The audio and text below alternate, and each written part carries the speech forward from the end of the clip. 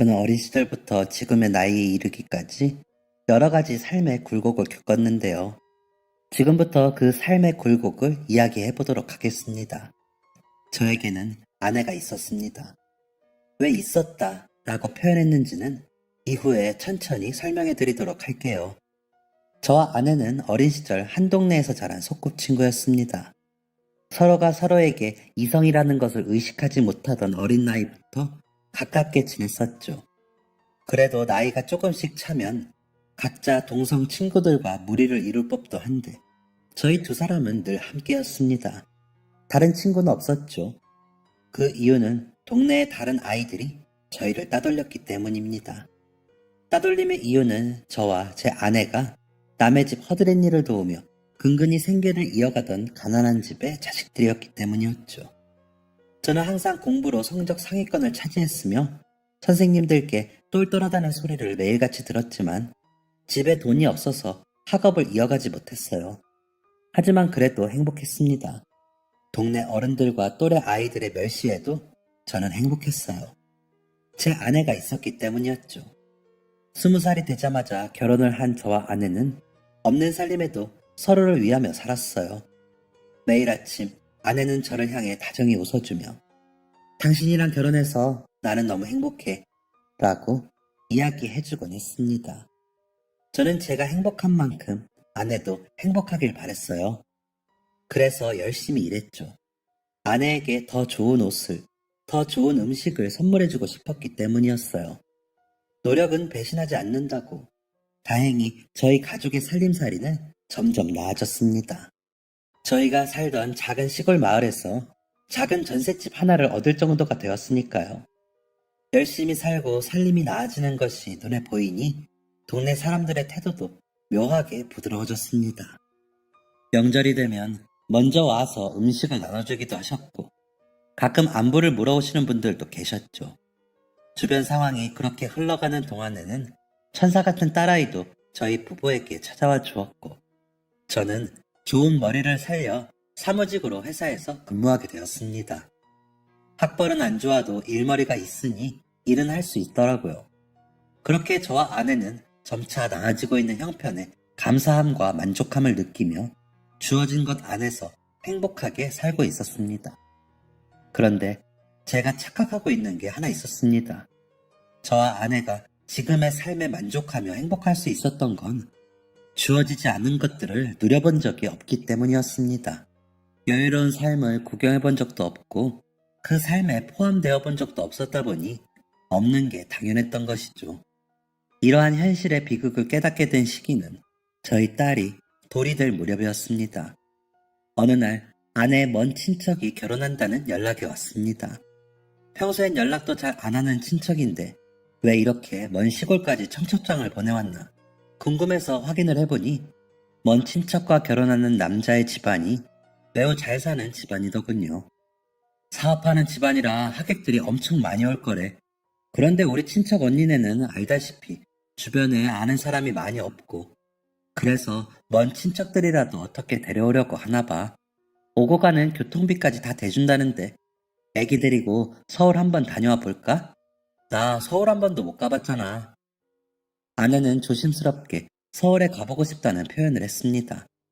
그런 아내의 모습을 봤는데 서울을 안 갈 이유는 없었죠. 저는 아내와 함께 결혼식에 입고 갈 단정한 옷을 한 벌씩 마련하고 서울 여행 계획을 준비했습니다. 그렇게 다가온 결혼식 당일 예식장에 도착한 아내와 저는 벌어진 입을 다무는데 한 세월을 보내야 했어요. 예식장이 위치한 호텔 로비의 천장은 하늘로 빛이 솟아 있었고 그 가운데에는 저희 집 거실만한 크기의 샹들리에가 놓여 있었습니다. 예식장 안은 화려한 생화로 꾸며져 있었고 은은하고 고급진 조명이 버진 로드를 밝히고 있었죠. 손님으로 온 하객들은 모두 딱 봐도 고급진 옷들을 입고 있었고 이렇게 으리으리한 곳이 익숙하다는 듯 행동하고 있었습니다. 그리고 직원들은 또 얼마나 친절한지 단아하고 우아한 서울 말씨로 저희에게 자리를 안내해 주었어요. 와, 진짜 엄청나다. 여기서 결혼하려면 얼마가 드는 걸까? 그러니까. 상상만 해도 간이 떨린다. 간이 떨려. 저와 아내는 예식장과 호텔을 구경하며 시답잖은 대화를 이어가고 있었습니다. 그때까지만 해도 아내의 감정에는 별다른 변화가 없어 보였어요. 하지만 신부 대기실에 다녀온 후부터 아내의 표정이 조금 이상했습니다. 아내는 아이를 저에게 맡긴 채 멍하니 허공을 응시하고 있었어요. 결혼식이 어떻게 진행되는지도 관심이 없었고, 결혼식에 와줘서 고맙다는 신랑 신부의 인사도 듣는 둥 마는 둥 했죠. 저는 그런 아내의 행동에 대신 사과의 말을 전하느라 진땀을 빼야 했고, 결국 그날 예정되어 있던 서울 여행도 모두 취소되었습니다. 도대체 뭐 때문에 그래? 내가 뭐 잘못한 거 있어? 그런 게 있으면 말을 해줘야 알지. 이렇게 아무 말 안 하고 입 꾹 다물고 있으면 어떻게 해? 아내는 여전히 대답이 없었습니다. 아내는 그날 이후로 일주일이 지나서야 꾹 다물어 놓았던 입을 열었습니다. 그 언니 드레스 입은 거 봤지? 저는 왜 지금까지 말을 안 했냐? 내가 얼마나 답답했는지 아냐? 등에 할 말이 많았지만 아내가 이렇게라도 입을 열어준 게 고마워서 아내의 말에 열심히 대답했습니다. 봤지. 여보랑 닮아서 그런지 아름다우시더라. 아내의 기분을 풀어주고자 한 말이었지만 아내의 반응은 앙칼졌습니다. 뭐? 그 언니가 뭘 나랑 닮아? 왜 그래? 언니랑 닮았다는 게 듣기가 싫어? 그러면 그렇게 말 안 할게. 미안해. 내가 훨씬 젊고 예쁘잖아. 나는 애도 한 명 낳았는데 내가 아직 더 젊고 예뻐 보인다고. 아내는 무언가에 홀린 사람처럼 젊고 예쁘다는 말을 반복적으로 했어요. 알아, 당신이 더 예쁘고 젊어. 그건 나만 느끼는 게 아니라 모두가 그렇게 느낄 거야.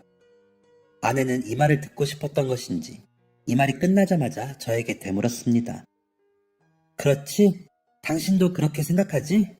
그런데 왜 그 언니만 그렇게 예쁜 드레스를 입고 그렇게 화려한 데서 결혼을 하는 거야? 내가 그 언니보다 못한 게 뭔데? 우리 집이나 그 언니 집이나 큰 차이도 없어. 그 언니네 집도 겨우 벌어먹는 수준이라고. 아내는 제 눈을 마주치지 않고 동공이 풀린 채로 중얼중얼 거렸습니다. 그리고 아내의 말에는 몇 가지 잘못된 오류가 존재했어요. 아내의 친척 언니의 부모님은 두 분 다 공무원이셨습니다. 엄청나게 넉넉한 부자는 아니지만 딱 평균적으로 살 수 있을 정도의 수준은 되셨죠. 하지만 저는 이 말을 아내에게 할 수 없었어요. 제 눈에 아내는 아슬아슬해 보였거든요. 아, 그 언니가 선생이라 그런가? 그치? 어느 집이나 교사 며느리는 좋아하잖아. 그러니까 사람은 배워야 돼. 나보다 늙고 못생긴 언니가 돈 많은 집에 시집간 건 언니가 공부를 잘해서 그랬어. 나도 공부만 할 수 있었으면 이렇게 살진 않았을 텐데. 나도 그렇게 멋있는 데서 화려한 웨딩드레스 한번 입어볼 수 있었을 텐데. 이 말에도 오류가 있었습니다. 아내와 함께 학교를 다니는 동안 아내는 단 한 번도 공부에 관심을 가져본 적이 없었어요. 공부에 관심이 있고 공부를 잘한다 소리를 들은 건 저였죠. 아내는 함께 책을 보자는 제 요구에 단 한 번도 응한 적이 없었던 사람입니다. 그런 사람이 갑자기 공부를 운운하며 자기 인생을 한탄하다니 뭔가 단단히 잘못 돌아가고 있다는 걸 느낄 수 있었습니다. 아내는 부쩍 불만이 늘었습니다. 당신도 나 무시하는 거야? 내가 가진 거 없고 배운 거 없다고 무시하는 거지? 라는 말을 입에 달고 살았고 자꾸만 부정적인 이야기를 했습니다. 이렇게 살아서 뭐해? 이렇게 아등바등 살아봤자 남들이 사는 인생 발바닥도 경험해보지 못할 텐데 이럴 거면 확 죽어버리는 게 나아. 저는 열심히 일한 아내를 타일렀습니다.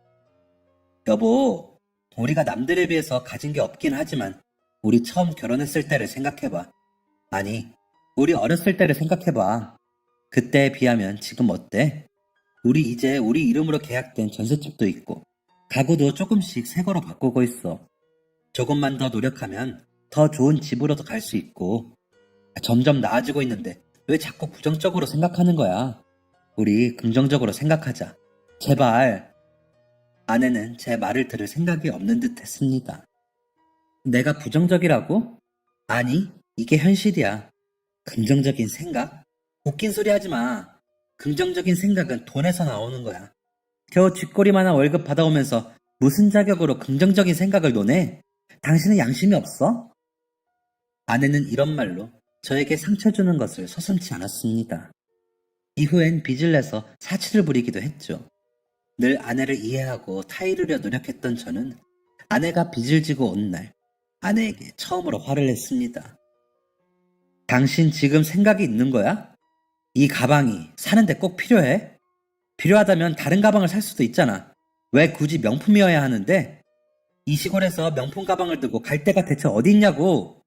당장 돈 모아서 더 넓은 집으로 갈 생각을 해도 모자란 상황에 사치가 웬 말이냐고. 아내는 적반하장이었습니다.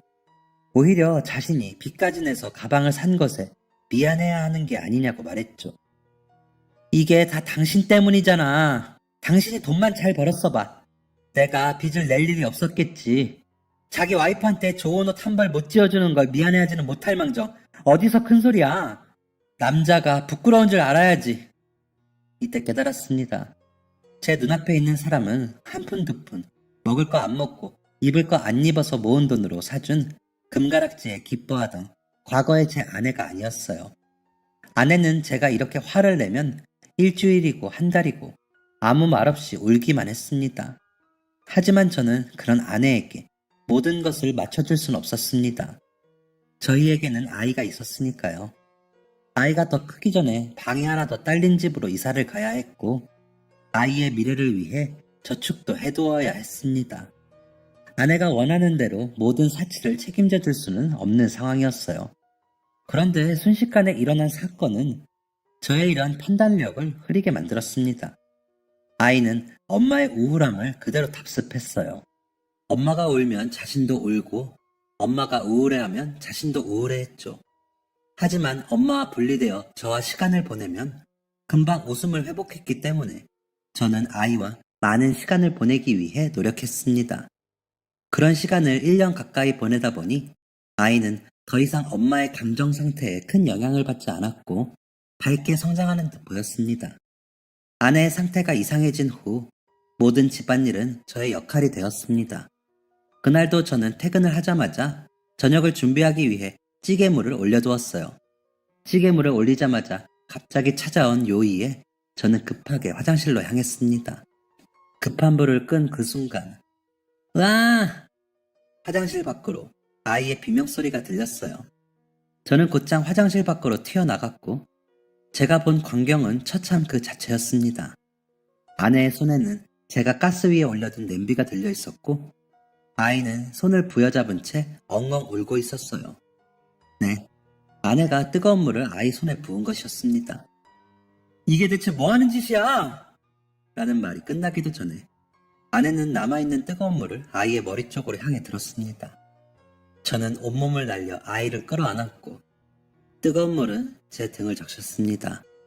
저는 제 등이 뜨거운 것도 모른 채 아이를 안아 화장실로 옮겼고 아이의 손을 차가운 물로 헹궜어요.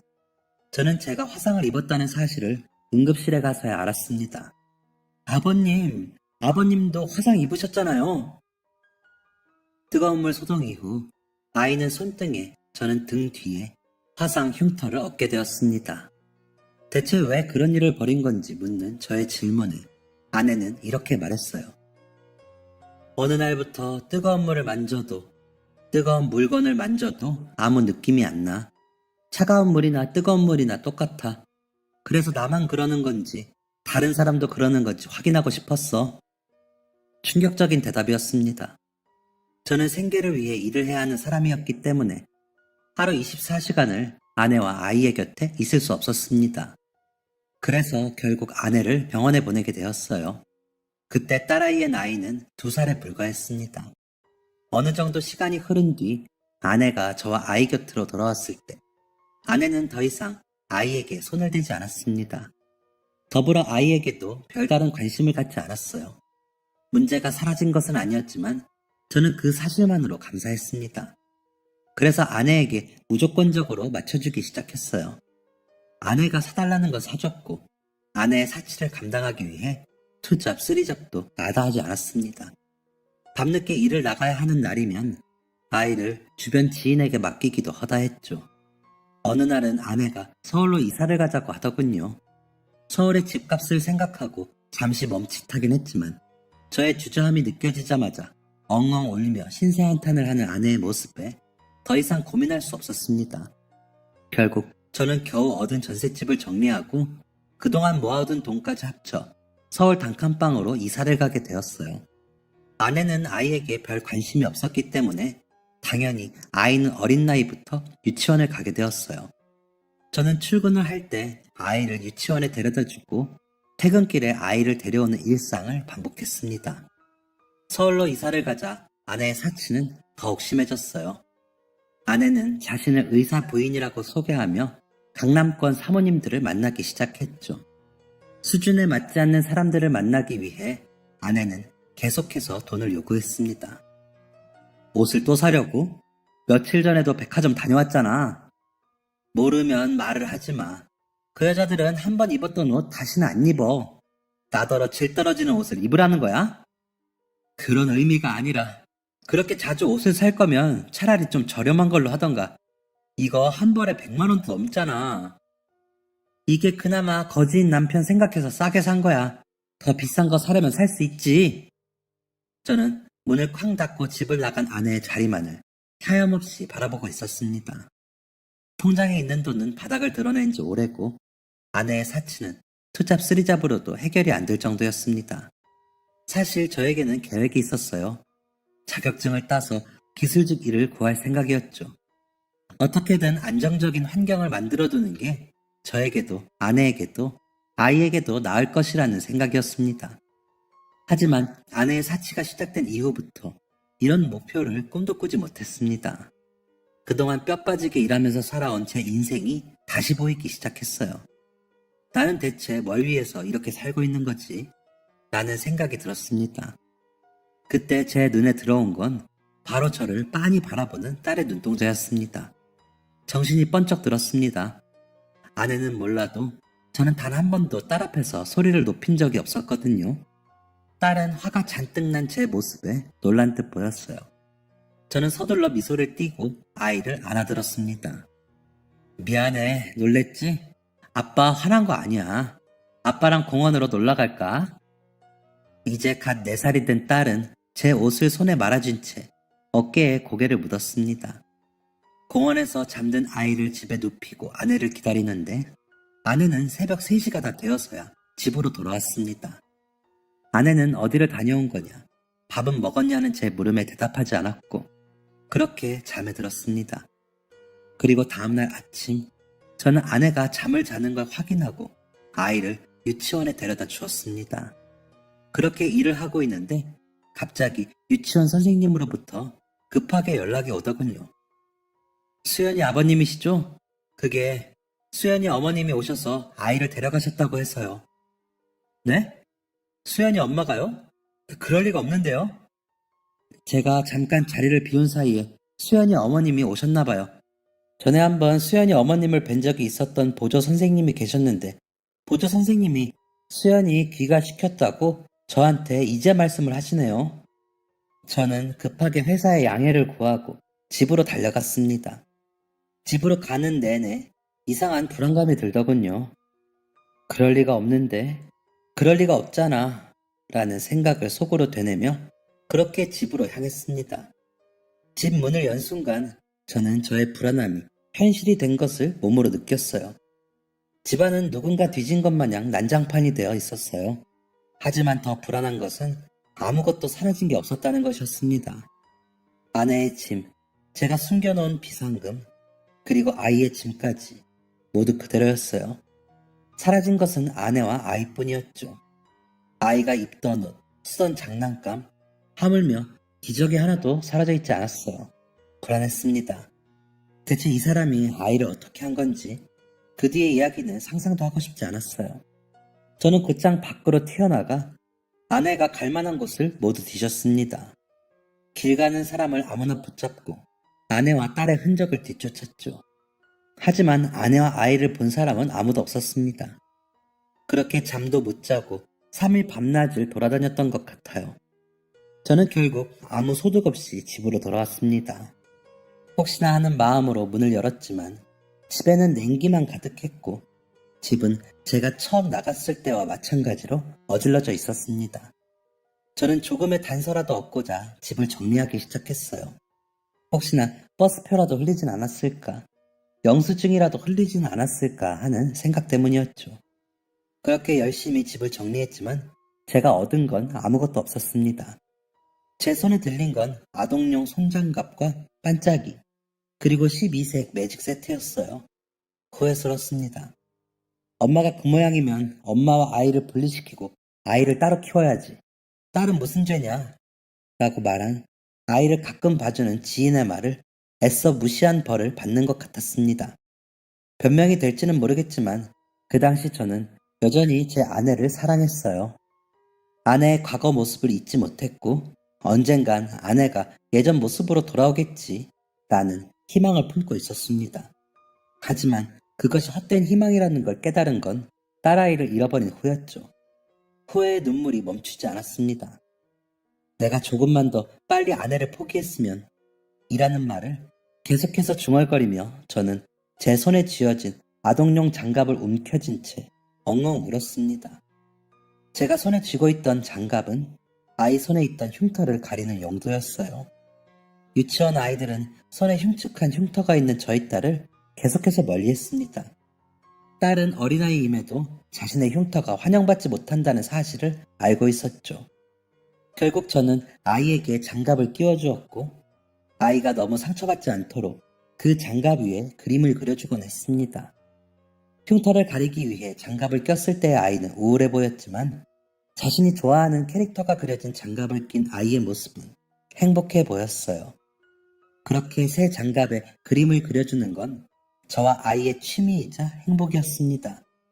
저는 하나 남은 아이의 장갑이 다 닳도록 아내와 아이를 찾아다녔습니다. 어디로 갔는지, 목숨은 붙어 있는 건지 아무것도 알 수 없는 상황이었지만 희망을 버릴 수 없었어요. 저는 전국의 여관을 전전하며 아내와 딸을 찾아 헤맸습니다. 국가시설 같은 곳도 가리지 않고 찾아다녔죠.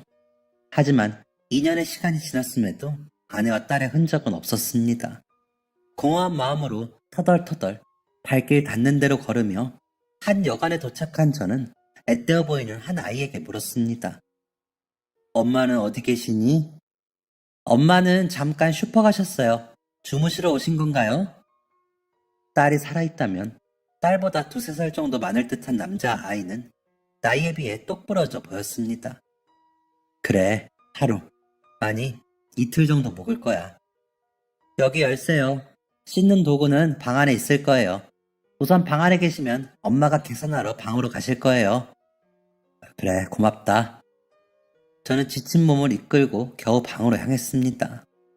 씻지도 못한 채로 방에 머물르이니 온갖 생각이 다 들더군요. 주머니에 줄곧 간직하던 아이의 장갑을 꺼내보았습니다. 이미 다를 대로 다른 장갑을 쫙 펴보니 제 손에 반도 안 되더군요. 살아있다면 이 장갑은 이제 안 맞겠지. 그 작은 장갑으로 제 두 눈을 덮었습니다. 두 눈을 덮자 그날 오후 관할 경찰서에서 들은 말이 생각났어요. 선생님, 마음은 이해하지만 솔직히 이렇게까지 찾아다니는데 흔적도 안 남은 건 딱 한 가지 경우밖에 없습니다. 선생님의 아내분과 아이는 이미 이 세상에 없을지도 몰라요. 주변 경찰들이 말렸지만 그 경찰은 잠시만, 선생님도 아실 건 아셔야지. 이렇게 계속 찾을 수 있다고 말하는 거 희망 고문이야. 라고 말하며 저에게 현실을 일깨워 주었습니다. 포기하세요, 선생님. 이제 더 이상 희망이 없습니다. 마음 한구석에 남아있던 모든 희망이 사라지는 기분이었습니다. 그래, 이렇게 살아서 뭐하냐? 죽자. 그냥 죽자. 저는 얼마나 누워있었는지 모를 이불에서 일어나 가죽 허리띠를 풀었습니다. 그리고 스스로 천장에 목을 메었어요. 점점 시야가 흐려지고 온몸에 힘이 풀리는 느낌이 들었을 때 갑자기 제 주변으로 큰 소리가 들렸습니다. 당장 끌어서 내려! 숨을 쉬어! 인공호흡 해봐! 119는 불렀어? 시끌시끌한 두 사람의 목소리가 들린 후 저는 의식을 잃었습니다. 제가 눈을 뜬 곳은 병원이었어요. 저도 모르게 낸 신음소리에 헐레벌떡 들어온 간호사는 서둘러 의사를 불렀습니다.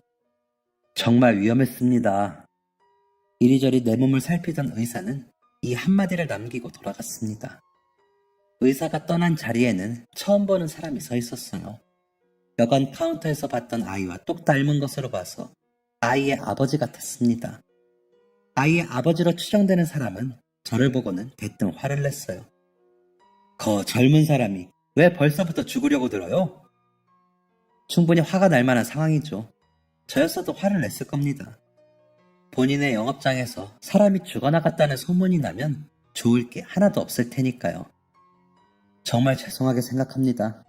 죽을 생각으로 여관을 찾아간 건 아니었어요. 그냥 혼자 방에 누워있다가 충동적으로 그만. 난감한 상황을 만들어서 정말 죄송합니다. 아무리 그래도 영업 중인 곳에서 그러면 안 되는 건데. 겨우 몸을 일으킨 저는 고개를 연신 꾸벅이며 죄송스러운 마음을 표했습니다. 그런데 제가 그럴수록 사장님의 표정은 더욱 일그러져 갔어요. 지금 무슨 소리를 하는 거요? 내가 죽다 살아난 사람한테 왜 남의 영업장에서 죽고 난리냐? 라고 말할 사람처럼 보이쇼? 내 말은 왜 젊은 양반이 더 살아볼 생각은 안 하고 죽을 생각부터 하냐 이 말이야. 사장님은 화가 많이 난 듯 보이셨고 저는 그 앞에서 기가 죽은 채 눈치를 보고 있었습니다. 그렇게 숨쉬는 것조차 조심스럽게 하고 있는데 누군가가 사장님의 등을 밀치며 등장했습니다. 정신없을 사람한테 왜 소리를 지르고 그래? 좀 쉬게 냅두지. 앙칼진 목소리로 등장한 사람은 사장님의 아내였습니다. 아유, 미안해요. 정신도 없을 텐데. 이 사람이 걱정이 돼서 그래. 나쁜 마음으로 그러는 건 아니니까 너무 마음 상하지 마요. 그나저나 몸은 좀 어때요? 어디 불편한 데는 없수? 다정한 말을 듣자 마음이 조금 풀렸는지 저는 그제야 사장님 부부를 자세히 볼 수 있었습니다. 두 분은 저보다 나이가 꽤 많아 보이셨어요. 나중에 알고 보니 두 분 모두 50세이셨습니다. 제 부모님과 나이가 같으셨죠. 저보다 22살이나 나이가 많은 두 분은 친절한 분들이셨습니다. 사장님은 화가 많이 난 것처럼 보이셨지만 계속해서 제 편의를 살피셨고 여기 왜 이렇게 건조해? 병원이 이렇게 건조해도 돼? 라며 젖은 수건을 널어놓으신다든지 병원밥이 부실해 보인다며 몰래 간식거리를 사다 주기도 하셨어요. 물론 간식은 사장님의 아내분께 맡겼지만요. 어느 정도 상황이 파악이 됐고 몸이 진정된 이후에야 저와 사장님 부부는 진지한 이야기를 나눌 수 있었습니다. 사장님은 여전히 약간의 화가 남아있는 표정으로 물었습니다. 우리 아내랑 장을 보고 돌아왔는데 아이가 이상한 소리를 하더이다. 아까 한 손님이 왔다 갔는데 묘하게 이상하다고. 원래 그런 얘기를 하는 애가 아닌데 영 꺼림칙해서 방으로 가보니 그 사달이 나 있었소. 아휴, 그건 죄송합니다. 아이가 많이 놀라지 않았으면 좋겠네요. 미안하다는 소리 들으려고 한 말이 아니야. 내가 하고 싶은 말은 자네 신분증을 보려고 지갑을 열었는데 가족 사진이 있더군. 혹시 아이가 있나? 사장님의 질문을 들은 저는 어떻게 제 이야기를 들려드려야 할지 한참 동안 고민했고 제가 겪은 모든 사건들을 말씀드렸습니다. 사장님 부부는 제 이야기에 깊게 공감해 주셨고 눈물을 흘리기도 하셨어요. 저의 모든 이야기가 끝난 후 사장님의 이야기가 시작됐습니다.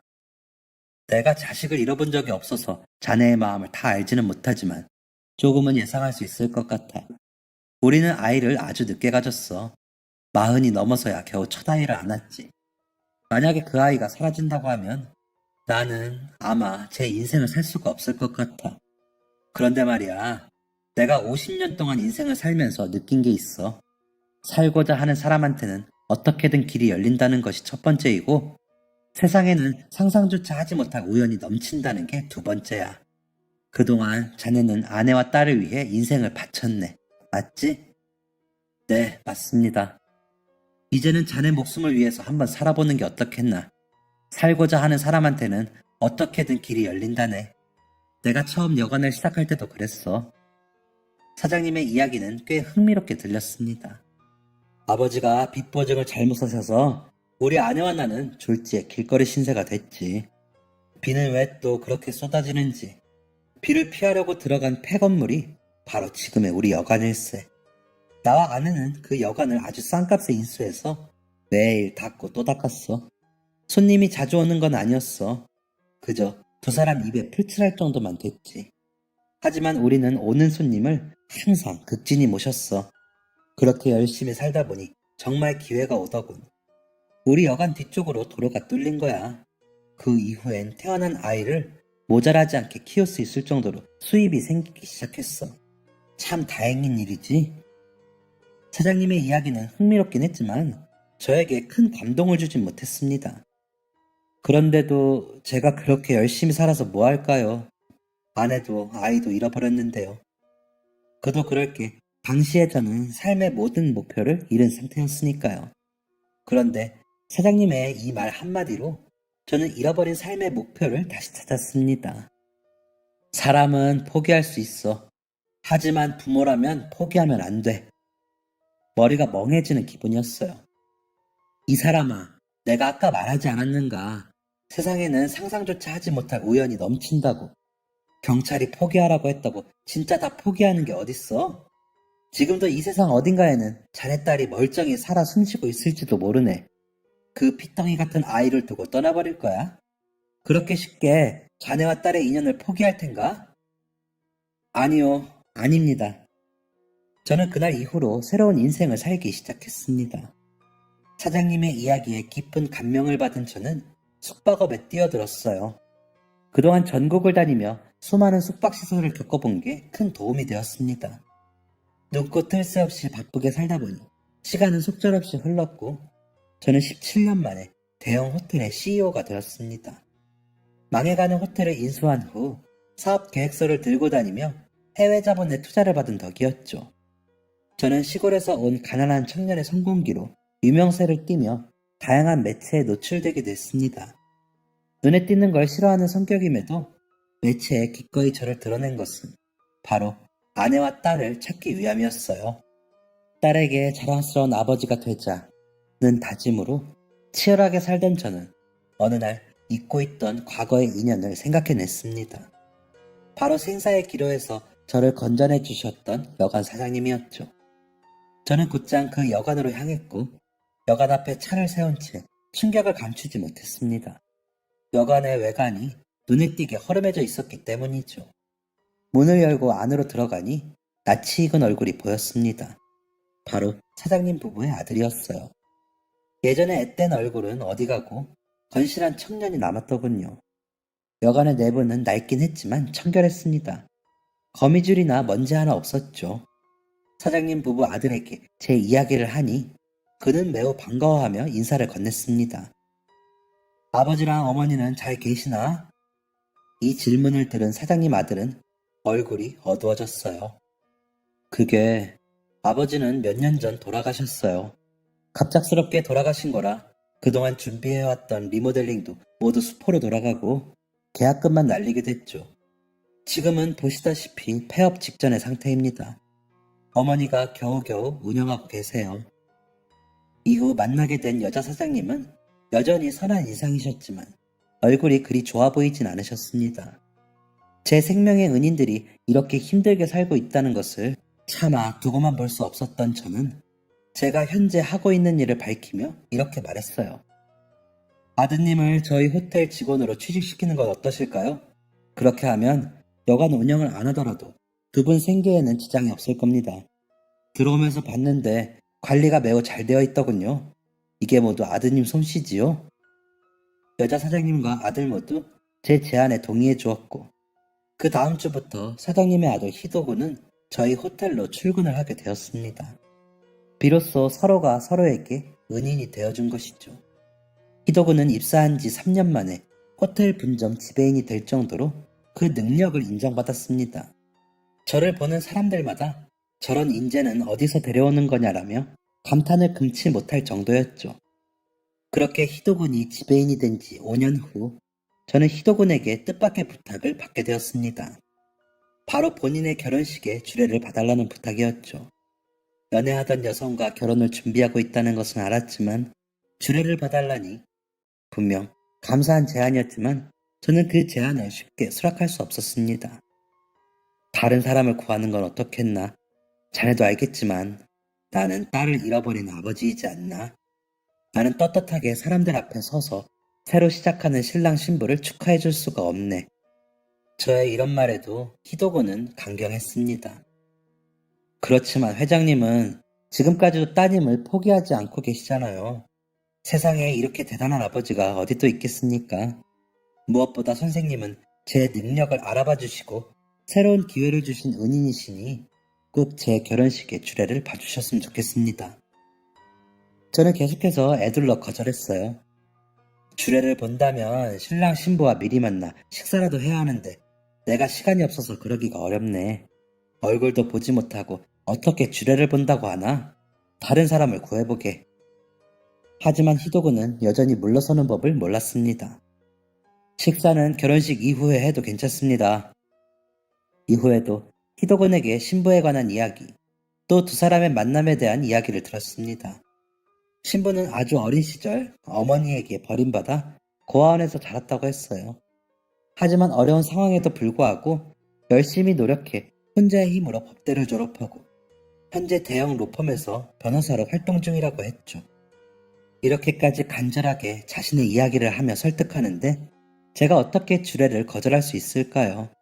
저는 결국 희도군의 고집에 백기를 들었습니다. 아직도 그런 멋진 여자가 저와 결혼한다는 게 믿기지가 않아요. 그럼 두 사람은 어디서 만난 건가? 여자친구가 출장차 저희 호텔에 들렸는데 거기서 만났습니다. 저는 호탕하게 웃으며 말했습니다. 이거 참, 내 호텔이 오작교 역할을 했구만 그래. 그리고 결혼하게 된 아가씨가 참 대단해. 어린 나이에 환경 탓을 할 수도 있었을 텐데 열심히 노력해서 꿈을 이뤘구만. 그렇게 시간이 흘러 결혼식 당일이 되었고 저는 대단하다 칭찬을 아끼지 않았던 신부를 처음 보게 되었습니다. 그런데 어딘가 낯이 있기도 하고 왜인지 모르게 자꾸만 마음이 쓰이더군요. 처음 보는 어린 아가씨에게 이런 측은한 마음이 드는 게 이상해 생각해보니 신부의 나이가 잃어버린 제 딸의 나이와 같았습니다. 그래서 저는 저의 이런 마음이 딸을 그리워하는 마음에서 비롯된 것이라고 생각하기로 했습니다. 이내 결혼식이 시작되었고 저는 희도군과 그의 부모님과의 인연을 간단하게 이야기했습니다. 그리고 열심히 준비한 주례사와 덕담을 이어갔죠. 주례를 마무리한 뒤 저는 사람들 앞에 설 때면 항상 꺼내놓는 그 이야기를 시작했습니다. 제가 호텔을 운영하다 보니 직원들이나 여러 매체에서나 얼굴을 드러내놓고 말을 할 때가 많습니다. 저는 그때마다 항상 제가 잃어버린 소중한 것에 대한 이야기를 하곤 하는데요. 사실 남의 결혼식에서도 이 이야기를 해야 하나 많이 고민했습니다. 하지만 희도군과 그의 어머니가 먼저 이야기를 하도록 제안을 주셨기 때문에 감사한 마음으로 말을 꺼내보고자 합니다. 저는 수백 번 입 밖으로 꺼냈던 이야기를 시작했습니다. 희도군의 부모님이 제 목숨을 살려주신 날, 사실 저는 잃어버린 딸을 포기하라는 말을 들었었습니다. 인생의 전부인 딸을 포기하라는 이야기를 들었을 때 저는 제 삶도 포기하려고 했지만 희도군의 부모님을 통해 생각을 고쳐먹을 수 있었어요. 그동안 세상이 내 딸을 포기하더라도 나는 내 딸을 포기하지 않겠다는 생각으로 살아왔습니다. 그래서 오늘도 여러분께 제 딸을 찾을 수 있을 만한 증거를 들려드리고자 합니다. 만약 이 조건에 부합하는 사람이 곁에 있다면 부디 연락을 남겨주세요. 어느새 모든 하객들의 시선은 저에게로 집중되어 있었습니다. 제 딸의 손에는 커다란 화상 흉터가 있습니다. 딸은 너무 깊고 진한 자신의 흉터를 부끄러워했고 저는 그런 아이에게 장갑을 씌워주었습니다. 그리고 그 장갑에는 아이가 좋아하는 캐릭터를 그려주곤 했죠. 그런데 어느 날 우울증을 심하게 앓은 아내가 딸을 데리고 사라졌습니다. 4살 때 잃어버렸으니 지금 나이는 32살이죠. 이름은 강수연입니다. 이런 사람을 아신다면 부디 연락주세요. 비슷한 사람이라도 상관없습니다. 마지막으로 이런 자리를 허락해준 신랑 신부에게 정말 고맙습니다. 두 사람의 오랜 사랑을 응원하고 또 응원합니다. 이렇게 주례를 마무리하려고 하는데 뜻밖의 일이 벌어졌습니다. 바로 신부가 오해를 하기 시작한 것이었어요. 눈물을 조금 흘리는 정도도 아니었고 엉엉 울면서 오해를 했죠. 모두가 당황하며 술렁이기 시작한 그때 신부는 대뜸 자신이 끼고 있던 장갑을 벗었습니다. 그리고 모두가 들을 수 있는 큰 소리로 이렇게 외쳤어요.